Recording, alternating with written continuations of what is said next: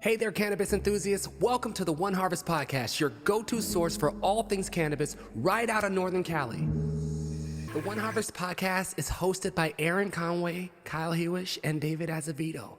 And on this podcast, we dive deep into the cannabis markets, bring you the latest news, cover local events, and chat with the movers and shakers of the industry. From retailers to farmers to consumers and brand owners that make those iconic cannabis products you see everywhere. The One Harvest Podcast is proudly sponsored by Premium Momentum Consulting, where you can access premium flower and elevate your experience with Swoop It Up, the distribution app, calling all licensed cannabis distributors. Stop driving around with empty freights and get your van on the road today. Visit swoopitupinc.com to sign up. And shout out to our friends at Canacura, your healthy choice for CBD. Discover the benefits of CBD supplements at canacura.net because your well-being is our priority. Get ready to join the cannabis conversation. Stay informed and have a good time with the One Harvest Podcast. Welcome to the One Harvest Podcast. Aaron, Kyle, and I are your hosts. Today, we got the owner of First Cut Farms. He's also the founder of Mendo Seeds, and he's also the creator of Jerry Seed Swap. Jerry, thank you for being here today. Thanks, Dave. So the Seed Swap, let's talk about that. How'd that go? I didn't get the chance to make it out there this year. Yeah, same. Yeah, I organized a seed swap. It was the second annual in January, in time to get people new genetics for their home gardens. I created it as a way to get diversified genetics to home growers. Yes, sir. There's a lot of, in the market, specifically commercial cannabis, there's a lack of diversity with the genetics. And a lot of the excitement of cultivating is growing seeds, finding new strains. Yeah. So it's difficult for people to get seeds. When I wanted to make a grassroots community event that would focus around seeds and seed exchange, the first one was super successful. That was over at King Gardens? 23, we did it at the Soil King Garden Center. It was really well received by the community. It seemed to fit a void in the community with bringing people together, bringing the growers together. Most of us growers, it's wintertime. We're stuck up on the hill. We're trimming and we're managing. Networking. It's after New Year's, the beginning of spring, as the days are longer. It's a way to get people out of the mountains, out of the cities, and meet around a grower-centric vibe. Mendocino County, Humboldt County is really a big part of the culture, and there's a lot of a community and vibe around it, and a lot of people don't get experience to that. So I wanted to create a grassroots event that would allow people to get exposed to real cannabis farmers and their genetics. Anything exciting this year with genetics? Did you see something different? Oh, it was great. I was blessed to be able to have it at the Solar Living Institute in Hopland, which is a beautiful space. And I have to thank those guys for making the space available to me. Without them, respect, and their generosity, the event wouldn't have happened. It's a free event, RSVP, private party, and it's a way to create a space that can include most people. It's the space is limited. Yeah. People come from all over, from Oregon, from Southern California, from the Central Valley, from Tahoe area, to share their seeds and get their seeds. And what I was pretty happy about this year, I did some cross collaboration with my friend Dylan from Black Sheep Genetics. Okay. And I took the Baccio gelato and we crossed that. And nice. I had those seeds available at the seed swap. So I had the Baccio Fee seeds, which I'm super excited about. The collab with Dylan and Black Sheep Genetics. I had brought down a bunch of really nice gear that was super exciting. I had brought down the Fire Jerry Kush times gas, so real solid OG. And in my genetics, and I've been breeding a long time, and most of the time I'm going for terp. Some projects are designed around big plants. I've been cultivating cannabis for 30 years, and I come from a legacy of bigger plants compared to less plants. So you really want to produce 10-pound plants, 15-pound plants, and that relies heavily on the genetics. With legal cannabis, it's completely changed. There's no plant counts anymore. It's square footage. So the evolution of cannabis cultivation has changed quite a bit. I've had to adapt as a commercial cannabis farmer, but a lot of my past breeding projects were about these big plants because I'm well known for big plants. And I had brought some of those seeds down. The Mendo Dream is one of the strains that I bred that produces really big plants. It's got a great backbone of like original DJ Short Blueberry. Nice. In the backbone of it. So there's some purple tie in it that pushes big plants. So I brought down a diversity of seeds, stuff crossed with that gas male, and then just the regular Mendo Dream seeds for big plants. I was happy to provide a great array of gas genetics, big plant fruity genetics, as well as just some great Kush genetics as well. Nice. I know that you got in the top 10 in 2023 sun-grown flower. Third Gen puts on the Ego Clash every year. It's a hash-centric competition. Brandon is working on expanding the community. This year was the first year that he had a sun-grown flower category. I was invited to enter the sun-grown category, and I placed 8th with the Baccio. Placing 8th out of 42 in the Ego Clash was awesome for me. Yeah. It's an invite only. Over the summer, I knew that weed was super fire, and that's what prompted me to make the seeds that I did out of it, because the smell on that stuff is really gas gelato. You got the Baccio here? Yeah, I brought in some of the Baccio gelato here. And is that sweet gas?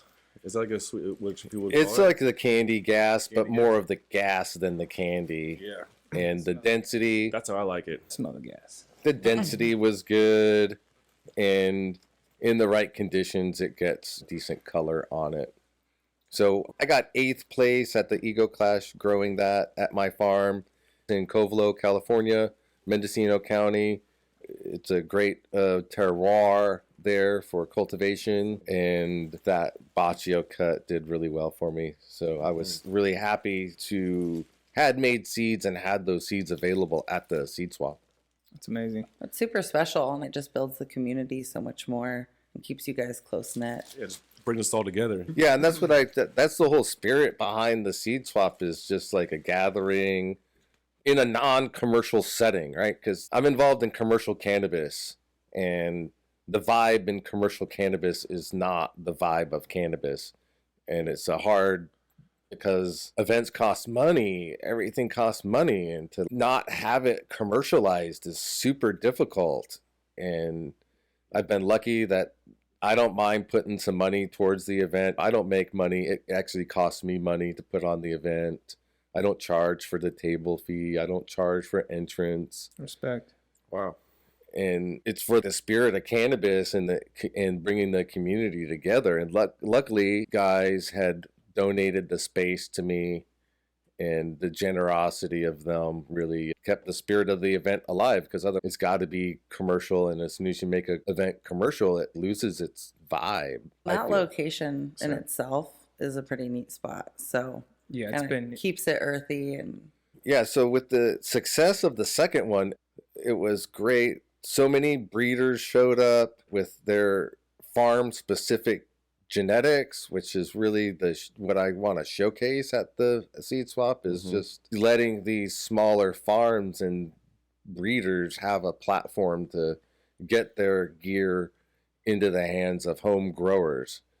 And for me, the biggest challenge is my social circle is growers, right? My circle is commercial cannabis farmers and not home growers. I'm really trying to bridge that gap and get these social circles to overlap, and really try to bring in the home grower, the backyard grower. That's a challenge for me because I live in Covelo, which is the middle of nowhere, and to get that link is really difficult. Social media does help, but yeah, the target audience that I really want to draw is the home grower. And I brought a lot of my grower friends from Covelo down to Hopland. I brought growers from Humboldt down, Mendocino County. So we met in Hopland. So that's still Mendocino County, southern Mendocino County. It's easily accessible to the Sonoma County cultivators, but I'm trying to expand it and bring it more into these urban centers. And I'm trying to work a little bit on that, which is a challenge for me because I run a farm. So you do everything. You have a lot going on already. It's really tough to be that jack of all trades and be a wear some farmer. hats. You got to do so many different things. It's very difficult, but you have to do it because the cost of cannabis isn't there to support you to employ other people to do that other work. That's a real tragedy in the whole commercial cannabis market. And where I thought I would be at going into this 6 years ago was I figured that I would have more access to banking, which is the biggest problem with our industry that nobody really at a serious level can address. And that limits payroll services, employees, like that whole merchant processing of it just is ignored, where other types of businesses have free access to banking. To get money to pay those employees. With the wholesale price of cannabis now being so low, it's really hard. I figured back when I started this, I'd have a few employees already, and we'd be working my pipeline and production, but a lot of the production myself. I'm lucky that I have my good friends help me during harvest. The growing and everything, I can run gardens, maintain plants. The real pushes come harvest. What we all love here at the One Harvest podcast is like the harvest. All about harvest you'll never forget. It's all about getting through that harvest. And I was really blessed with my harvest this year. Things went really well. I'm super stoked with the strains that I grew. I grew the Baccio Gelato. I grew the Black Cherry Gelato. I grew the God's Breath, LA Pop Rocks, Gelatos, and Obama Runts. And everything turned out great. And I've reconfigured some things at my garden. So I'm running more greenhouses with the regulators redefining mixed light on my outdoor permit. I can pull greenhouse covers. So I was running 9 greenhouses. I was pulling tarp on 9 greenhouses myself. There's only so much you can do by yourself. There is, and I was crushing it this year on the depths, this last year on the depths. And moving forward into this year, it's time to get your clone orders in. It's February. The spring is right around the corner. Days are longer. So I've been transplanting clones. I got about 400 cuts. It's being a small farmer, it's a lot of work. And I'm very passionate about my work. I've been cultivating cannabis for 30 years. So it's something that I take real serious. And it shows in my work and my cultivation styles. My passion for seeds and breeding. It's got to be gelato to push. So I'm taking a break from running my gear. This year I am going to run the Holy Smokes. The Holy Smokes I pheno hunted it 3 years ago, and I've been sitting on this clone for 3 years in my back pocket. And finally this year, it's like collecting Pokemon cards, right? I got all these strains, like it's crazy. Good old ones, this, and I'm like, I got to clean out my nursery because I got just like way too many gear, way too many strains. Like I had 40 strains, different stuff, old stuff. And what's selling is what's crossed with gelato. Correct. So I got rid of all these old strains. What am I going to keep? And what am I going to get rid of? Yeah, because the market determines so much on what the farmers grow. It's almost like a bummer because you want to run all these old strains, but it won't sell as well as, like you said, a gelato might. Correct. It's unfortunate that good flower doesn't sell anymore. It's got to be the right flower. It's got to look pretty. It's got to have the density, the structure. Really, Got to check all the boxes. But the biggest box is the high and what it does for you. What you're speaking about, Jerry, how you grow, how you're so passionate about your product, that's what people really need to listen to, because once you smoke your product, you can taste it, but you can't just taste it. You feel the love in it. You get the good high. It's pure. It's medicine. And it's not like some of this product that people grow when the transition of coming down from your high, It's not as clean. And I do appreciate that, how you grow your product and put that love into it. Yeah, and that comes down to all aspects of the cultivation, from growing to harvest and drying and curing. Most commercial farms aren't able to handle the capacity of drying and curing properly. I see a lot of good product that ends up subpar at the end when it's in the turkey bag because they didn't have the right drying conditions. And for me, I'm pushing the limit with my cultivation and drying facilities. I have 2 5K permits, so I'm small. And with my buildings and drying, it becomes a huge juggle. And the drying and curing is the most important factor. because you can grow the best weed in the world, and if you cure it wrong, it turns out harsh. You really want to listen to the trichomes and see where those trichomes are. And for me, with my infrastructure, it's still pretty limited because I'm a small grower. These people running acres just aren't able to process it properly. I find that's really a huge undertaking to harvest. It's the hardest thing that you'll ever do is harvest a commercial cannabis crop. It's no joke. Like, you can grow a few plants in your closet, you can run a room, you can run like 20 lights, but when you're talking about 5,000 square foot, 10,000 square foot, How do you plants keep are up? hitting. Yeah. How do you, And when plants are hitting, you gotta get that down. You gotta get it in a controlled environment. You just can't hang it out. Or And then you have Weather weather. so small too Yeah. for when you need to harvest and when you need to get them in those rooms. because where I live, it's crazy. These dudes are cutting and hanging in the same greenhouse they were just growing in under the black and white panda tarp, and it's 105 degrees outside. yeah. Dries in 3 days, and Smokes that's what like bad cannabis is like. If you want Mhm. good cannabis, it's got to be cared for time. all through that last step of getting it into the turkey bag. It's a long road to get the final packs together, and you can't cut corners, and you got to be focused and attention to detail, Got to put the plant first. and you got to be patient and not rush stuff. And some people just unfortunately get into a rush because there's so much greed and it's so expensive to run a farm that corners get cut. Really, the outdoor weed now is just getting good. It's been curing for 2 months now. Yep. A lot of people don't realize that it takes that long for it to cure and actually get better. If it was dried right, I mean, if you dry it wrong, then your curing is just going to not make it any better. And you really want to preserve your cannabis the best, so when it can go to market, it's still in great condition. So the storage is really important. You just can't leave that stuff in the barn like a lot of people do. We got wet winter.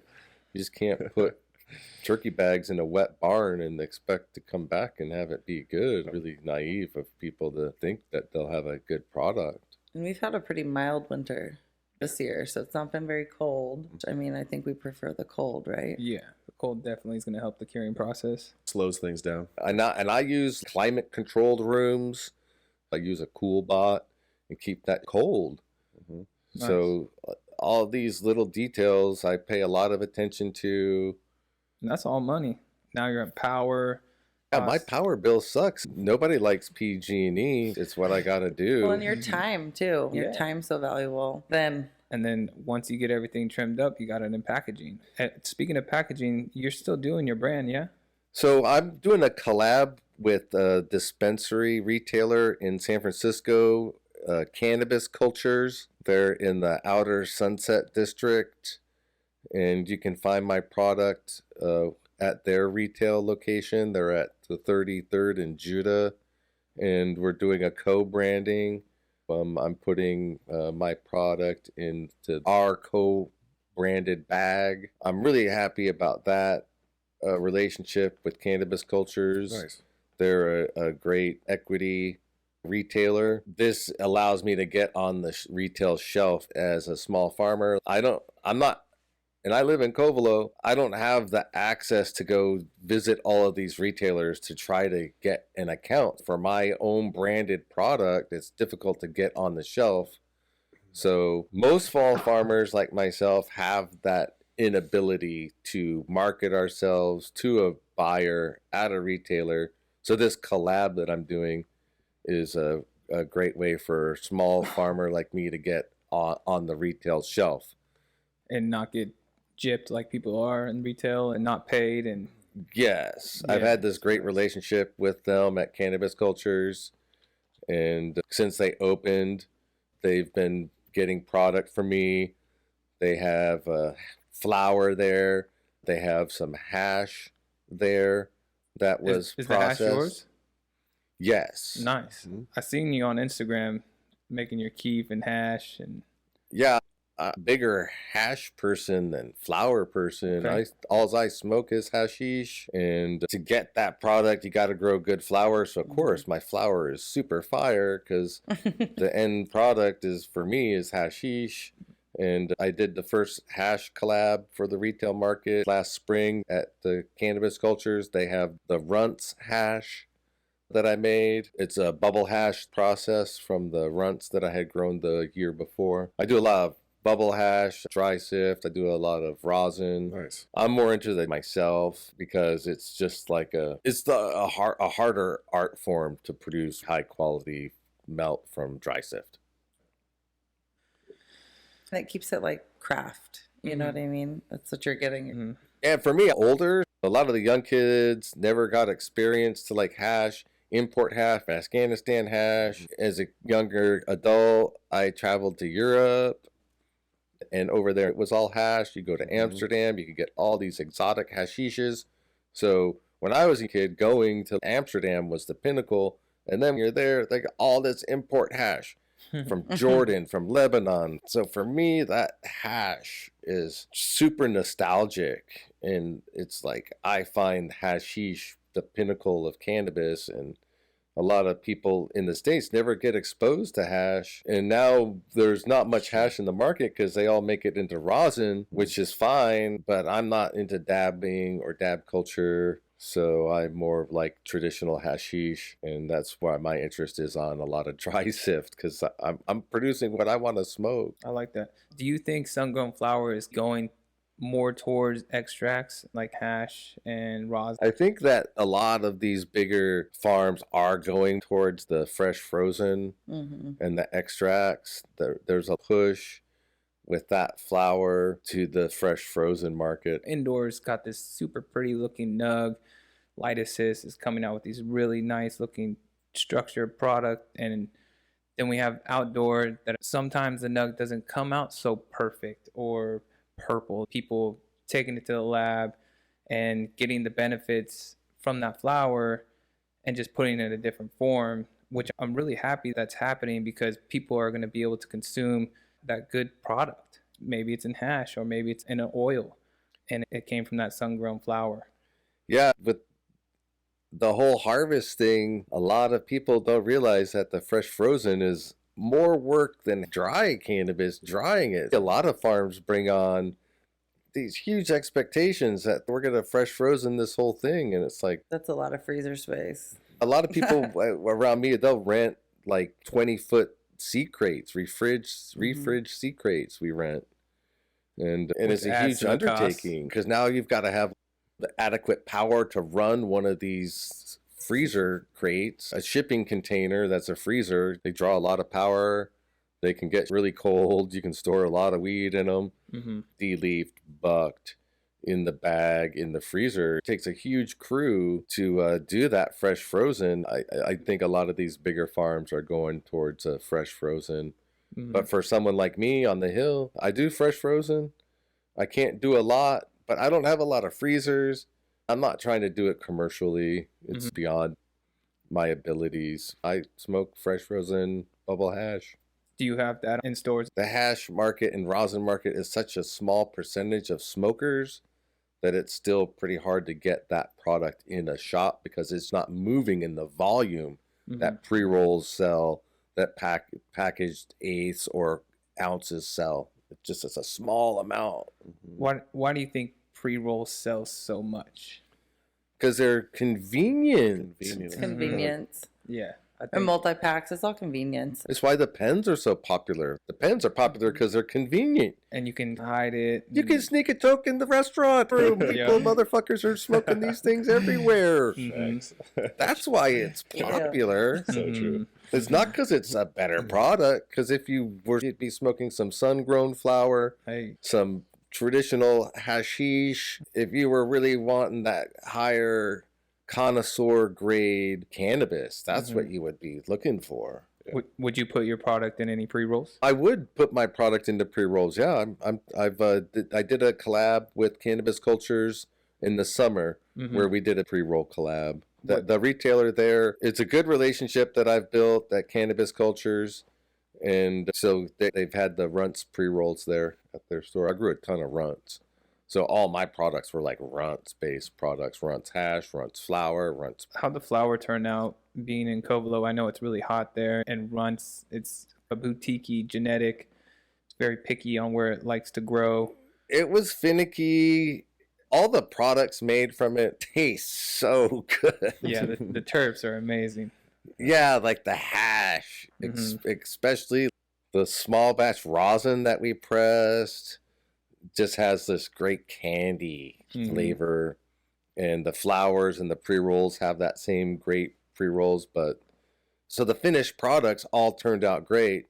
The plants were definitely a challenge, not the biggest yielders or producers, so there was challenges with it. And I got another question. How are we gonna get the consumer away from candy and more educated in maybe a sour, maybe more of a gas, maybe more of a kush? Where do you guys see that? What would you guys do to change that direction for a consumer? I think it's exposure. A lot of people probably don't have the exposure because of what the market's flooded with now. If they're not from that legacy smoking background, where it goes back to the traditional market like us, probably some of the better weed we've ever seen For sure. years ago. It's exposure, and people aren't exposed to seed swaps like this, where you're getting these really incredible genetics that are coming from a small circle of That people. you can actually look at and smell and and see taste and finished smoke products on the spot. And see, oh, this was a cup winner, like huge things. And I don't think people have that exposure in mainstream cannabis. It's just whatever sells and looks pretty on a shelf for everything. And I think it starts also with some of these big brands. It's put something else in your Corporate bag. cannabis. And I wouldn't even say corporate cannabis. I would say more of like Jungle Boys or Backpack Boys. These brands that are really big, they have The popular this platform and the opportunity to really speak about some good cannabis. Shout out to Burner to come into sun-grown flower. I remember Kyle mentioned that to me like 3 years ago. He's, yo, man, Burner came up to the hills and started shouting out sun-grown flower, and everyone started getting on that hype. So I think it goes where these bigger platforms spoke about it. It could really help that mom and pop shop, or even help those genetics like some God's breath or something that's more fuely than candy. Yeah, it comes down to exposure and what's getting put into the distribution of the supply chain.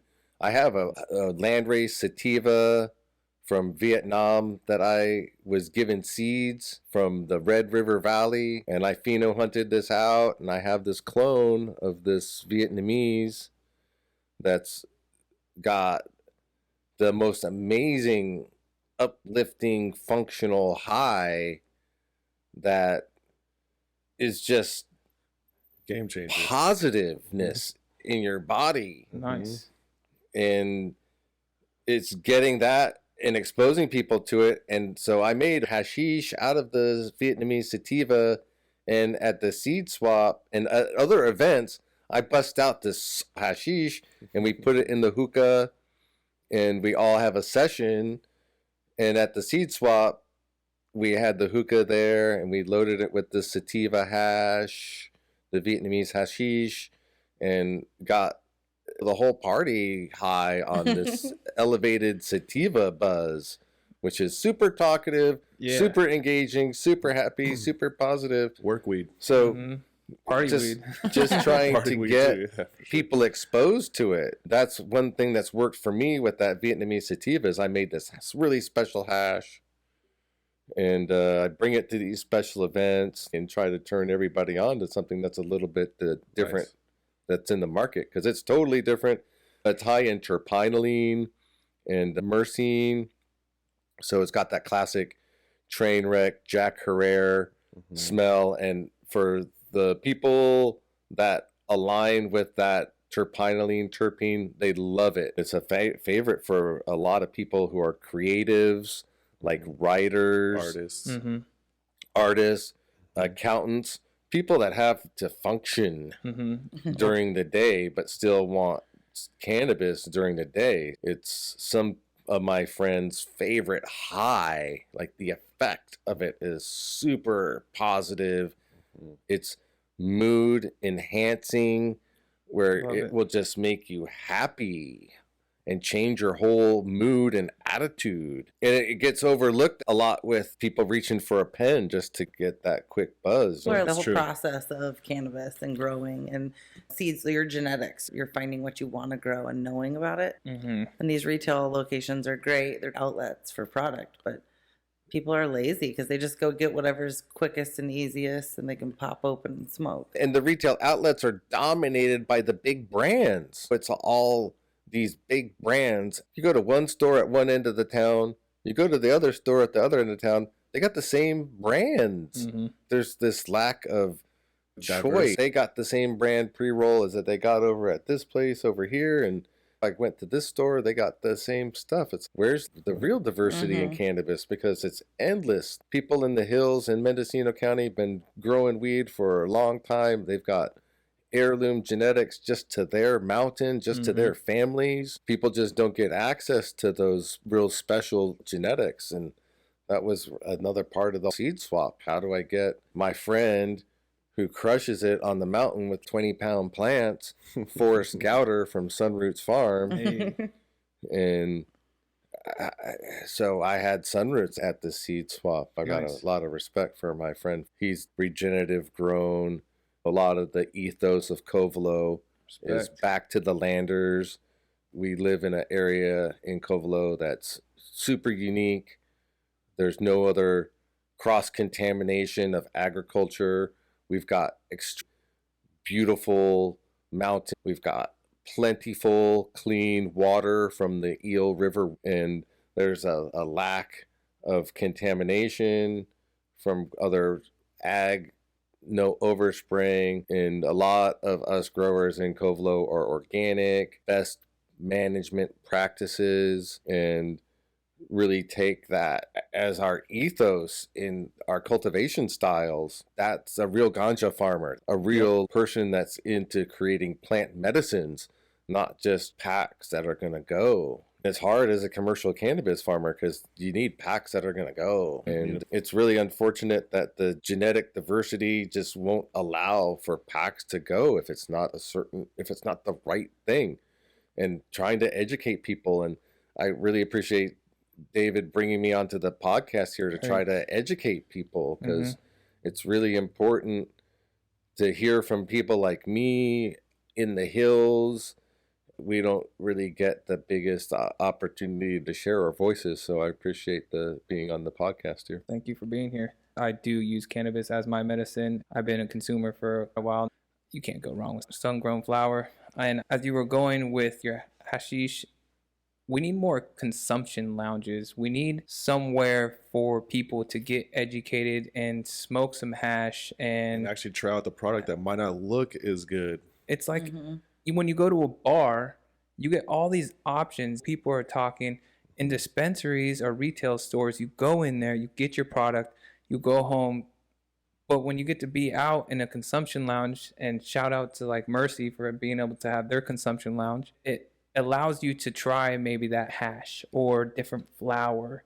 Yeah, there's a lack of meeting places because they basically want you to take your cannabis and then go smoke it at your house. They don't want public consumption. The part of the cannabis is to bring a community together, and that's one of the goals of the seed swap, was just to create an environment where everybody could come together, share some cannabis, share some hashish, share their seeds, and meet real farmers. And I really like the smoking lounges. I wish I could spend a little bit more time visiting them and connecting with people. Every season I grow that Vietnamese landrace. It's super spectacular flowers. So definitely if you wanting to try something a little bit different, I'm packaging the Vietnamese with cannabis cultures. It will be at their retail facility. And then if you find me at an event, just start talking to me about it, and I'll probably share some hash with you. Because I try to have that hash with me just to turn people on to something different. What's the next event you're going to go to or host? Probably the next event that realistically I'll be at is the Emerald Cup Award ceremony in Oakland. Nice. Coming we'll up be there. in May. Mm-hmm. They have the award ceremony for the Emerald Cup. I doubt I'll enter the Emerald Cup because I'm just not into entering contests anymore. It's all just a financial thing. Mm-hmm. Yep. But to enter these bigger competitions, it's like $1,500. It's not cheap at per all. entry. The product that you're putting in, the entry fee that you're putting in, the time to get it through the distribution supply chain. Because as a licensed cultivator, I just can't take my weed down there. Flower. No, it usually can only go to certain locations. It's got to go to the distributor. The distributor has to take it, and that's a lot. It costs me to have the distributor take it, my entry to enter it, so I have to pay like per mile for that. Like, so just on the economics for a small farmer like me, it's hard. And personally wouldn't enter my commercial cannabis into a personal use category at an event. I find that to be very unethical. You rather just go to the event, network, meet people. I'm a commercial farmer. For sure. It was a milestone in my mental consciousness. I come from medical cannabis and helping patients. For my consciousness to shift to I'm a commercial cannabis farmer was a big paradigm. I pulled permits for commercial cannabis. I didn't pull a permit to grow weed as a hippie. I'm just like a patient advocate because I pulled permits, because either pull permits or lose my way of life. And that's how the system's been designed. And you're seeing a lot of people in my community impacted.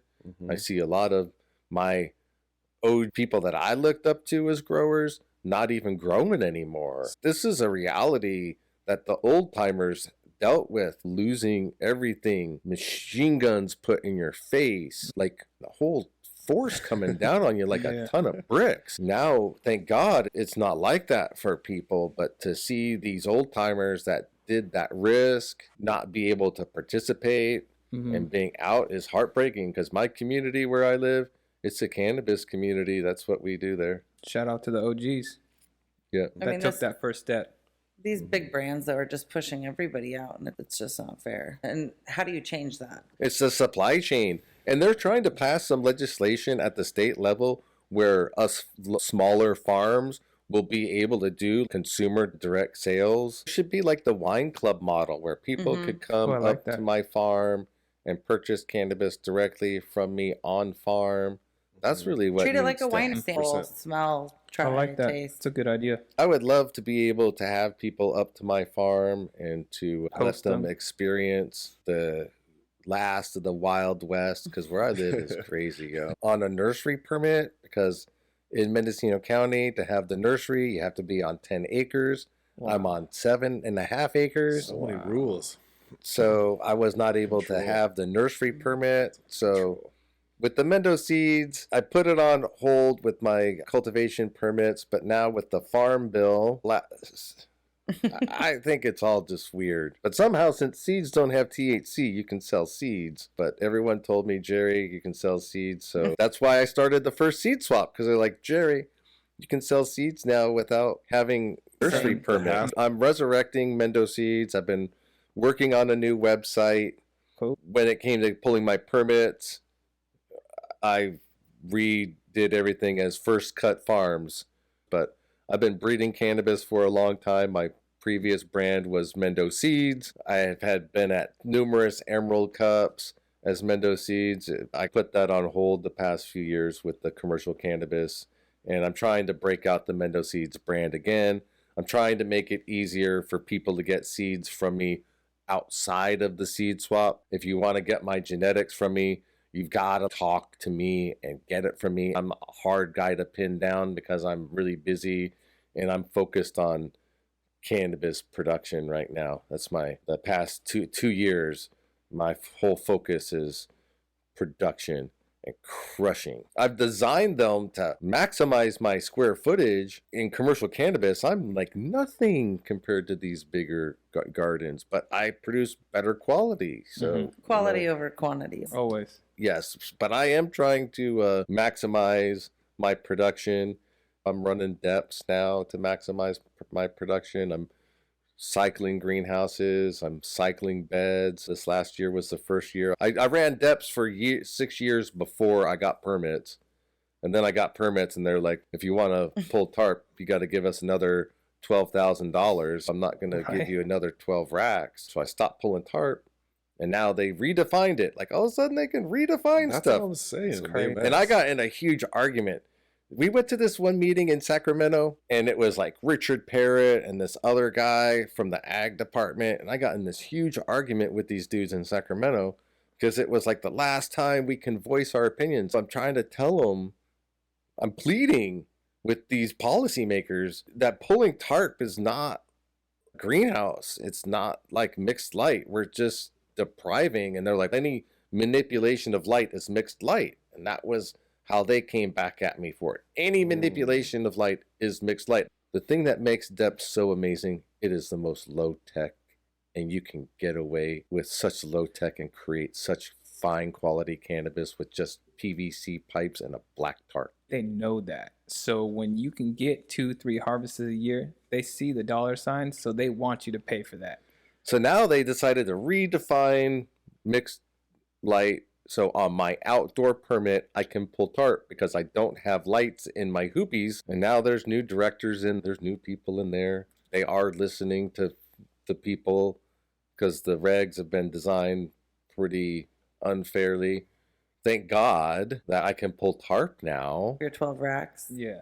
Yeah, right. And not have to pay them because where I live, I can get 2 pulls. It's cold where I live. I get real seasons. So realistically, unless you have a nice greenhouse, you're not going to get the 3 or 4 harvests that are mixed light wood. So if anybody want to buy me a nice greenhouse, they can build me a greenhouse. I've been reading the news and like these big companies that were worth like 1.6 billion. I just saw this thing. It was like, oh, if you've had $5,000 invested in one of these companies, you'd have $23 right now. So like these companies that were valued at 1.6 billion are now worthless. Yeah. Wow. The stocks are trading for pennies on the stock market. That's where the power comes with these bigger brands is they're not spending their own money. They're spending everybody else's money. There's no repercussions for losing the money. And as a small farmer like me, I haven't gotten investments from anybody. It's all been all my money. It's all been my investment of my blood, sweat, and tears. Respect. And but if someone want to buy me a greenhouse, I'd never say no. With the seeds, because they're not THC, could you sell seeds on the internet? Yes. Yeah. So that's what the whole thing is. Like- Novelty seeds. Souvenir novelty was one of the buzzwords. The that you only had to reason put why I out there. don't like that though is because you have these other indoor growers in different states who can order those seeds and they can try to grow as good as you. So it's like when it goes federally legal, they're not coming to Cali for it. They have it in their backyard now. That's what's happened with the whole market because indoor is the same wherever. Yeah, you can create the climate. It's all everything. controlled. It's all controlled. Detroit flower is as good as Cali flower indoor. Everyone wants the lemon cherry gelato. Everyone wants the gelatos. runs. I think though, sun-grown depths, California cannabis outdoor is going to be our niche, and it's going to be as fine as wine. Yes. And people are going to pay top dollar for it in our future as we continue to educate people. When they do open those gates and there's that top shelf cannabis that's been grown in the Emerald Triangle with that good water you were speaking about, that's what it's about. There's no better weed than outdoor California Emerald Triangle weed. That's what built a reputation for A lot cannabis. of people don't know where their cannabis comes from. Know your farmer. Know where it came from. or you what they're putting into it. Yeah, there's a lot of things that can go wrong. And now we got the testing labs saying, oh, okay, this is good to go. I was speaking with someone the other day, and they mentioned that they use the same strain testing for all their other strains and put that sticker on their packaging and sold it. Yikes. So much you can get away with that kind of stuff. It takes one time to get caught, and then they're going to shut down that testing lab, and everybody else's flowers held. Yeah, And there's so much that goes into it, and people can be so shady. The world we live in, yeah. unfortunately. In the cannabis Agreed, world, we're yeah. definitely The world in general, everybody's so money hungry and greedy that it's like we steer off course from true sun-grown True plant medicine. plant medicine that was grown with love and intention. And it's harder to get that in the supply chain. Mm-hmm. Mm-hmm. And there's no exposure to it, tucked away in the Emerald Triangle. And that's now where with it's more sitting. domestic production throughout the U.S., because there's so many more states that are online. Look at Oklahoma; they blow it up there, and they produce a lot of fine cannabis. But the outdoor cannabis is not the same quality as Emerald Triangle No. outdoor cannabis. No, their climate is completely different. Correct. Mm. And a lot of the strains, and that comes into the breeding as well, because you can breed strains to like work in those higher humid environments, but a lot of the genetics coming from Mendocino County have been bred in our high heat tolerant environment. So you've got like totally different environments, Mm-hmm. and the plants react to the environments, and just you can breed for those other environments, but most of the cannabis is either bred for indoors or bred for coming from Humboldt and Mendocino County. Yeah, these other states trying to grow outdoor flower, they're just going to struggle with it. You're never going to be able to compete with the Emerald Triangle and Northern California when it comes to growing sun-grown flower. When it does come to indoor, hey, it's gonna be grown everywhere. It's already happening. People are buying huge warehouses in these farm countries and farm states, just doing 20,000, 50,000 lighters. And I feel like history is going to repeat itself. Oh, yeah. It's only sustainable for so long. You know what I mean? And then all the other comes down on Yeah, top the of it. sustainability, it goes into education, because people should be more conscious about the footprint of a cultivation facility. Like you said, they're putting in thousands of lights, pulling tons of kilowatts off the grid. Yep. It's not sustainable when you can use the sun for free. Different states, they're going to outbeat indoor flower in California due to their power being cheaper, their water being cheaper, their labor being cheaper. So that's going to be a huge issue for the California indoor grower. And that's when I think it's going to fall back on your depths here and your outdoor, the full term, full spectrum, good sun-grown flower. Jerry, keep with it. You're going to do great things in your future, and your product's really good. I really do look up to what you do with the seeds and the seed swap. Thank you. It's a passion of mine, and I really am grateful to try to educate more people about sun-grown cannabis, sustainable farming practices, and genetic diversity. Let's go light it up. I really appreciate you guys all being here, and let's just keep it going. Every Friday, we're going to have another epic person in here, someone that can speak about more flower, more branding, more distribution. If you have any comments, questions, please hit us up on Instagram, YouTube. You want to make a drop, Jerry, where your product is? Yeah, my product's available in San Francisco at Cannabis Cultures. They're on Judah Street and 33rd. People want to reach out to you. You can get a hold of me at First Cut Farms. He's got great content. He throws out his hash on there. Let's go light it up. One love, one harvest. Peace. Cause my intent is to lift you up. My intent ain't to knock it down. In the morning, don't take my time. When I'm steady and I'm focusing, don't trip, I got the piece of me, baby. My intent is to lift you up. My intent ain't to knock it down. I put my all in my music. Ooh, hear me now. We pushing peace now, baby. We pushing peace now, baby. We pushing peace now, baby. We pushing peace now, baby. We pushing peace now, baby. We pushing peace now, baby. Starts from within, then it comes out. Peace all around. Peace all around. We pushing peace now, baby. We pushing peace now, baby. We pushing peace now, baby.